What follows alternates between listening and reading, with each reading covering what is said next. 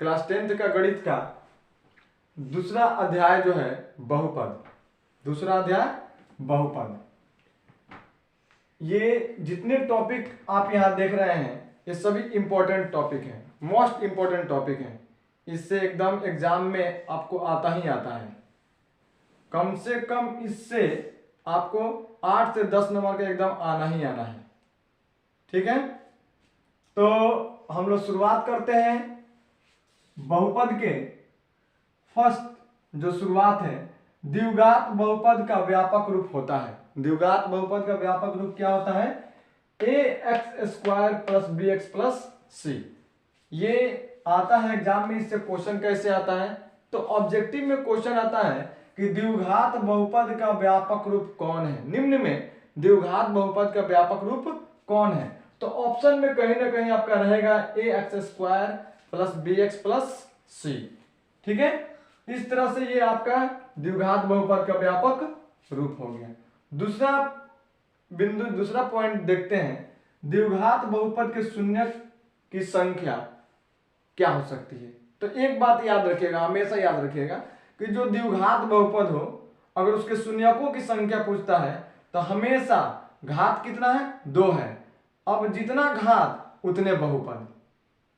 तो यहां पे कह रहा है कि द्विघात बहुपद के शून्य की संख्या कितनी? तो 2, क्योंकि द्विघात है। पहले ही मैंने बताया कि द्विघात बहुपद का व्यापक रूप क्या होता है? ax² + bx + c।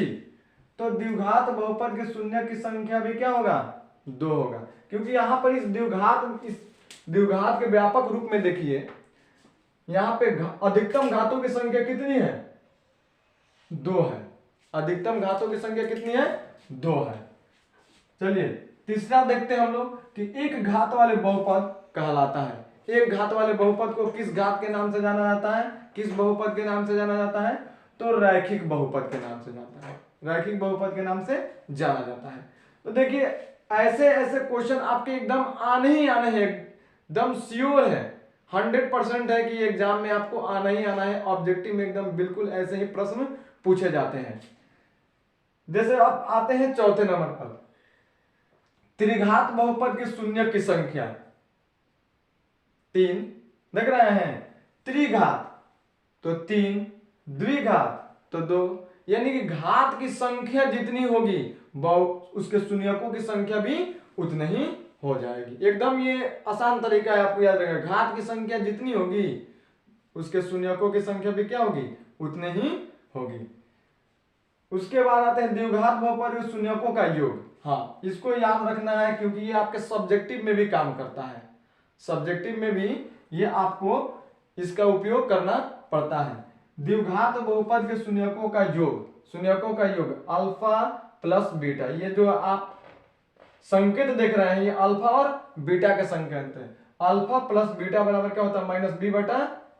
यानी कि द्विघात बहुपद के शून्यकों का योग क्या होता है? -b/a। द्विघात बहुपद के शून्यकों का गुणनफल क्या होता है? यानी कि द्विघात बहुपद के शून्यकों का गुणनफल का मतलब हुआ कि alpha into beta. Alpha into beta, alpha beta ये क्या है? अल्फा बीटा क्या है? शून्यक है। किसी द्विघात बहुपद के ये क्या है? शून्यक है। अल्फा और बीटा क्या है? किसी द्विघात बहुपद के शून्यक है। तो जब द्विघात बहुपद के शून्यकों का योग कहेगा तो -b/a, और जब द्विघात बहुपद के शून्यकों का गुणनफल कहेगा तो c/a। यानी कि द्विघात बहुपद के शून्यकों का गुणनफल अल्फा इंटू बीटा बराबर क्या हो जाएगा? c/a। अब है द्विघात बहुपद ज्ञात करने का सूत्र। देखिए ये बहुत ही इंपॉर्टेंट है, द्विघात बहुपद ज्ञात करने के सूत्र। द्विघात बहुपद ज्ञात करने का सूत्र यहां पर मैंने लिखा है k इंटू, देखिए जब भी ब्रैकेट के बाहर कोई साइन नहीं रहता तो उसको मल्टीप्लाई माना जाता है। k into x² minus alpha plus beta into x, alpha plus beta into x plus alpha into beta.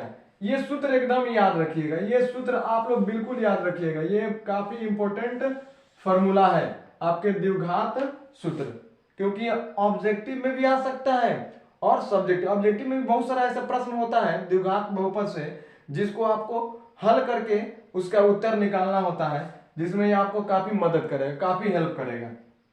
अब यहां पर एक ये जो एक्स्ट्रा है, एक्स्ट्रा ही इसको कहेंगे हम लोग। कभी कभी बहुत कम ऐसा होता है कि आपको ये देखने को मिले, लेकिन ये जो है त्रिघात बहुपद, इसको जानना जरूरी है। त्रिघात बहुपद को जानना जरूरी है। त्रिघात बहुपद के शून्यकों में संबंध, त्रिघात बहुपद के शून्यकों में संबंध देख रहे हैं। तो देखिए त्रिघात बहुपद है, इसलिए इसकी शून्यकों की संख्या कितनी होगी? 3। अल्फा बीटा गामा, ये त्रिघात बहुपद के शून्यक हैं। अल्फा बीटा और गामा क्या है? त्रिघात बहुपद के शून्यक है। तो alpha plus beta plus gamma यानी कि त्रिघात बहुपद जो है उनके शून्यकों का योगफल क्या होगा? -b बटा ए होगा, -b बटा ए होगा। दूसरा देखिए alpha into beta plus beta into gamma plus gamma into alpha बराबर क्या है? c बटा ए है। और लास्ट में जो दिया हुआ देखिए alpha into beta into gamma, alpha into beta into gamma बराबर -d बटा ए। ये है आपका बहुपद। इससे एकदम आपका एग्जाम में पूछेगा ही, एकदम बिल्कुल इससे आपको एग्जाम में पूछेगा, ये याद रखिएगा, एग्जाम में इससे पूछेगा ही पूछेगा। ठीक है बच्चों, तो आप लोग इसको एक बार स्क्रीनशॉट ले सकते हैं। ठीक है, ओके।